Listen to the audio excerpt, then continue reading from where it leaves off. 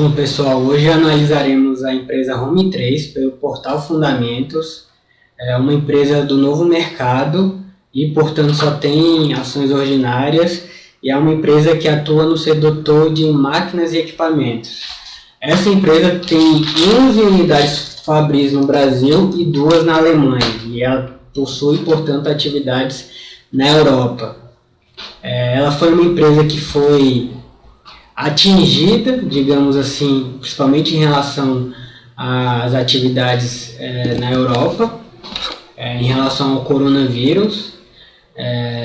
No entanto, ela diz, segundo o seu relatório de administração, que não houve cancelamentos ou adiamentos relevantes em relação ao primeiro trimestre de 2020.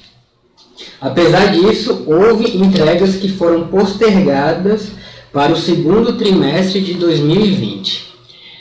A gente vai analisar os resultados dessa empresa e os indicadores fundamentalistas. Nessa tela não é possível fazer uma análise horizontal como nos gráficos que a gente pode ver aqui em relação aos demonstrativos de resultados. Por isso a gente vai primeiro analisar os gráficos em relação aos resultados dessa empresa. Bom, a receita líquida dessa empresa, como a gente pode ver de forma anualizada, ela apresentava sim uma tendência de subida, principalmente a partir de 2016, 2017 até o último trimestre. No entanto, se a gente comparar em relação aos trimestres isolados, a gente percebe que em comparação aos 2 últimos trimestres de 2019, 2020 apresentou uma receita líquida bastante aquém. No entanto, se compararmos com o primeiro trimestre do exercício de 2019, de 2018 e de 2017 para trás, com exceção aqui 2011 e 2010, a empresa apresentou receitas líquidas melhores do que os primeiros trimestres de exercícios pretéritos. Em relação às margens, a empresa tem margem bruta em torno de 25% a 30%, o que é uma margem bruta até que razoável. No entanto, sempre lembrando que Buffett utiliza a métrica de 40% para a margem bruta, que para ele é um bom referencial para encontrar uma empresa com diferencial competitivo, né? Mas não é uma margem bruta ruim. No entanto, a margem EBIT ela está bastante aquém, bastante sofrida. Ainda mais se pegarmos aqui em relação aos trimestres isolados. Se a gente pegar o último trimestre, ela teve uma margem líquida menor do que 5%. Isso é muito baixo. Essa diferença significa, principalmente em relação à receita, significa que a empresa não tem conseguido retornar em termos de atividade operacional o que ela tem vendido. O EBIT nada mais é do que o resultado operacional, é o motivo pelo qual a empresa existe, são os seus resultados em suas atividades fins. A gente vai ver, por exemplo, que o resultado financeiro da empresa, principalmente em relação ao último trimestre, foi bastante positivo. E em relação aos últimos exercícios, a empresa tem mantido um resultado financeiro positivo, né? Ou seja, ela tem uma boa gestão financeira. Prova disso é esse retorno em seus resultados financeiros. Isso vai explicar a diferença entre o EBIT e o lucro líquido. Vamos analisar primeiro o EBIT. O EBIT, no último trimestre, ele foi bem inferior em relação aos últimos 2 trimestres de 2019. Mas, de novo, se compararmos ao primeiro trimestre de 2019, ao primeiro trimestre de 2018, ao primeiro trimestre de 2017, de 2016, de 2015, o primeiro trimestre de 2020 foi positivo nessa comparação métrica, né? No entanto, a margem EBIT está bastante aquém do desejável. Se pegarmos aqui o lucro líquido, por outro lado, ele foi positivo. Né? Em uma análise horizontal, ele foi positivo. Né? Ele está aquém aqui do primeiro trimestre de 2019. mas sim ele no histórico, se compararmos de forma geral, ele está positivo. Ele está melhor do que o EBIT. Isso foi explicado em grande parte pelo resultado financeiro positivo aqui em relação ao último trimestre. E em outra parte pelas compensações que a empresa pôde fazer de imposto de renda e contribuição social sobre o lucro líquido.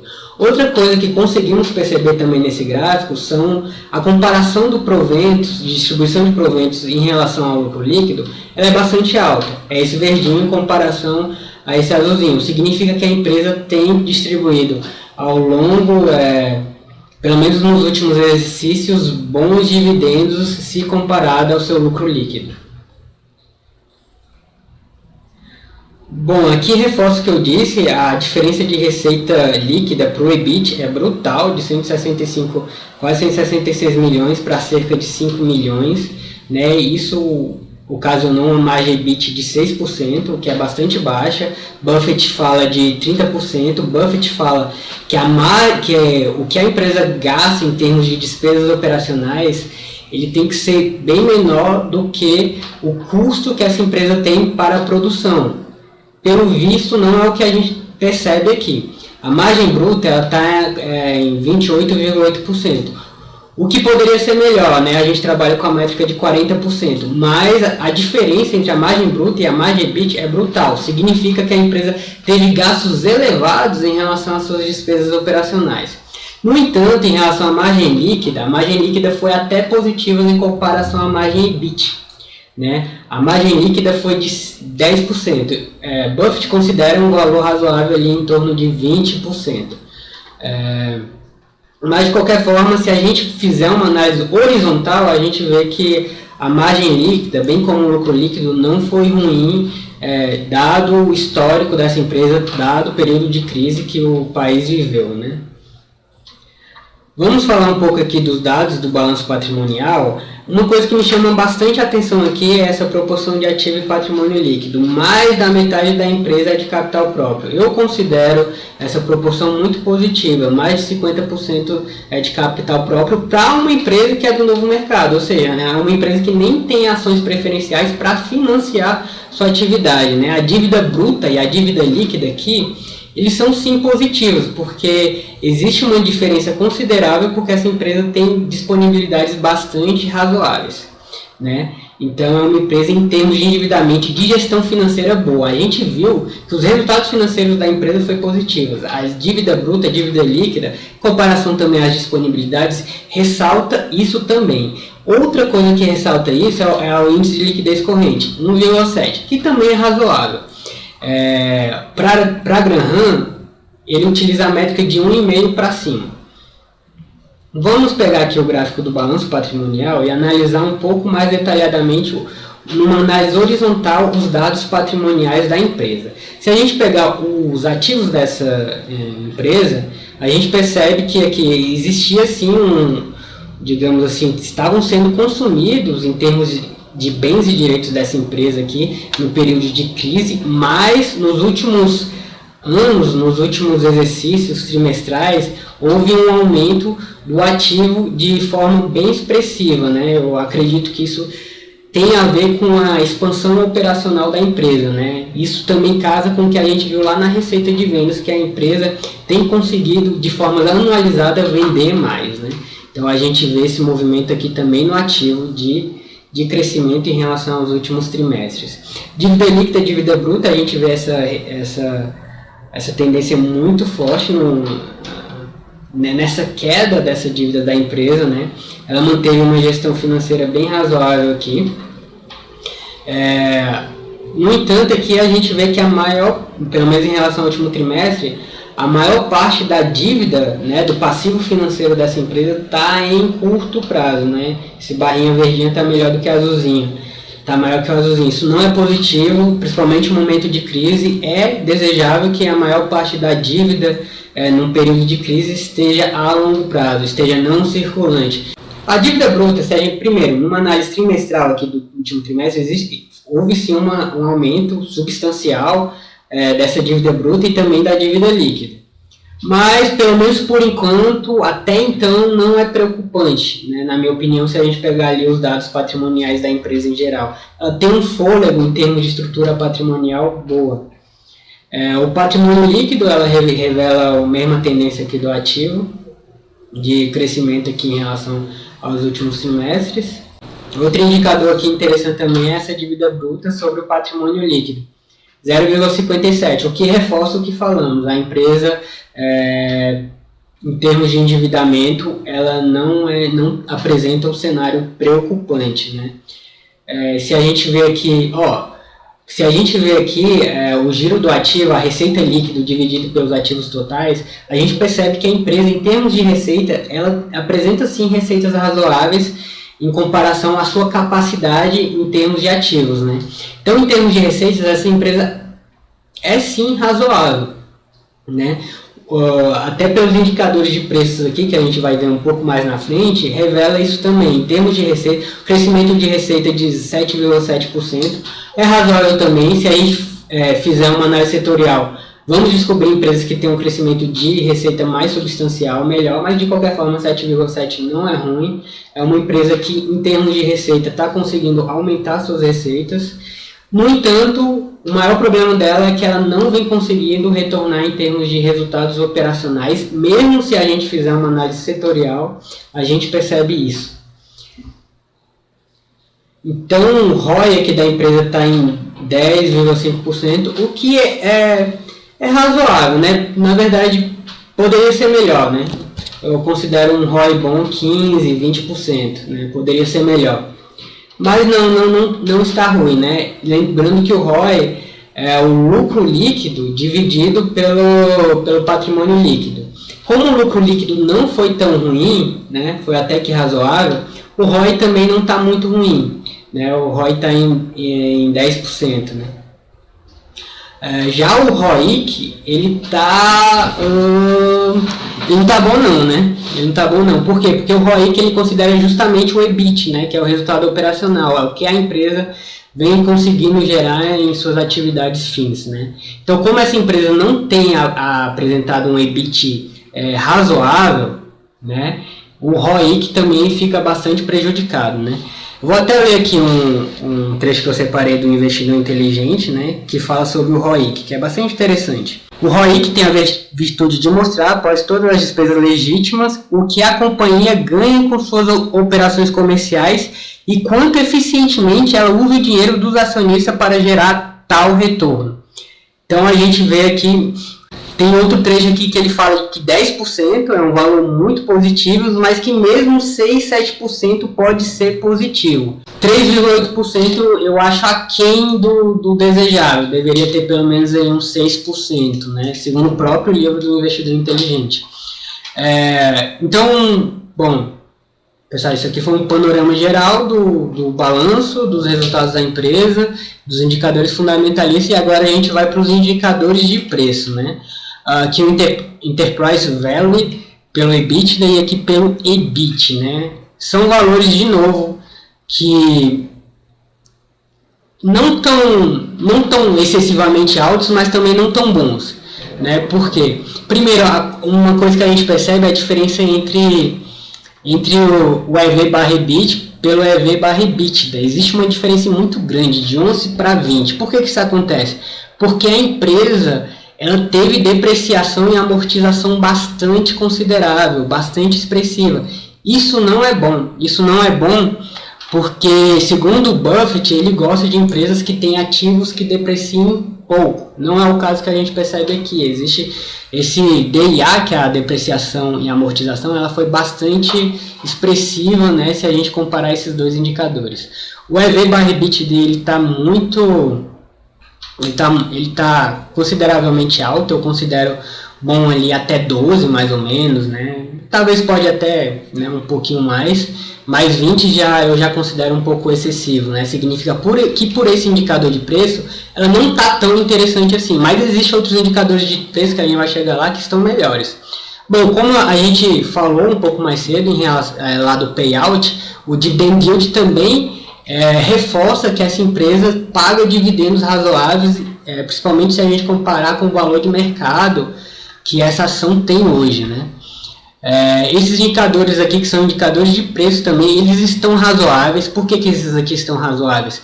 Porque esses indicadores de preço consideram mais a estrutura patrimonial dessa empresa, ou seja, aqui é mais em relação aos ativos, capital de giro, ativo circulante líquido. Todos esses são contas do balanço patrimonial, ou são indicadores que têm resultados obtidos a partir de análise do balanço patrimonial. Eles estão razoáveis porque, de novo, a empresa possui um balanço patrimonial razoável e, nesses termos, os indicadores de preços eles estão atrativos. O PSR também está razoável, por quê? Porque ele considera a receita líquida, né, por ação. Como a gente viu, a receita da empresa tem sido até razoável numa análise horizontal, ela tem sido mais expressiva, né? Então, e como a ação também está barata se compararmos ao seu valor patrimonial, a cotação aqui está de 11, o valor patrimonial está de 12, e como a receita é razoável, a gente tem esse indicador até interessante também. Então, resumindo até aqui em relação aos indicadores de preço, quando a gente compara seus resultados operacionais, os indicadores eles não estão interessantes de preço, mas quando a gente compara em termos de estrutura do ativo, preço sobre, por exemplo, capital circulante líquido, né, o capital de giro, o preço sobre ativo, eles estão razoáveis. Quando a gente compara também em relação à receita da empresa, o valor também está até razoável. Mas quando a gente compara o P/EBIT, esse aqui ele não está muito ruim. Por quê? Porque ele é anualizado, né? Ele está 14, mas também ele não está bom. Ele não está bom. O P/EBIT eu acho bom até ali 10, né? Até 10 eu acho razoável. 14 está um pouco... mas de novo, isso aqui é anualizado. Se a gente pegar os 2 trimestres finais de 2019, o EBIT ele foi melhor, né, do que o último trimestre de 2020. Como isso é anualizado, então ele está levando em consideração os últimos 2 trimestres de 2019. Né? Então, por isso, o P/EBIT não está ruim. Né? O P/VP, que foi essa comparação que a gente fez do valor da cotação vezes o VPA, ele também revela assim, que é uma empresa que, em termos contábeis, se a gente comparar o valor de mercado dela com o valor patrimonial, com o valor contábil dela, ela está sim descontada. O P/L ele está sim interessante, por quê? Porque o P/L considera o lucro líquido, e de novo, a gente viu que o lucro líquido da empresa aqui nos últimos 3 meses, ele foi até que razoável. Né? Ele foi até que razoável, o que fez, e como a empresa tem esse desconto aqui do valor contábil em relação ao valor de mercado, faz com que o P/L seja interessante. Muitas pessoas trabalham com P/L até 15, né? Eu sou um pouco mais conservador, eu gosto, pelo menos nesse sentido de indicadores de preço, eu gosto de 7, né? 8 também tá bom e tal. Não que isso seja determinante, né? Mas eu considero esses múltiplos interessantes.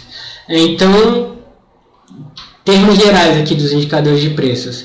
Em relação ao EBIT, em relação ao EBITDA, em relação a seu resultado operacional, ele não está tão interessante, mas também não está horrível, não é isso? Não está horrível, né? Até porque ele pegou aqui o resultado anualizado e não o resultado trimestral. Como ele pegou o resultado anualizado, os últimos 2 trimestres de 2019 foi até que razoável, então os indicadores de preço, mesmo em relação ao EBIT, não estão tão ruins.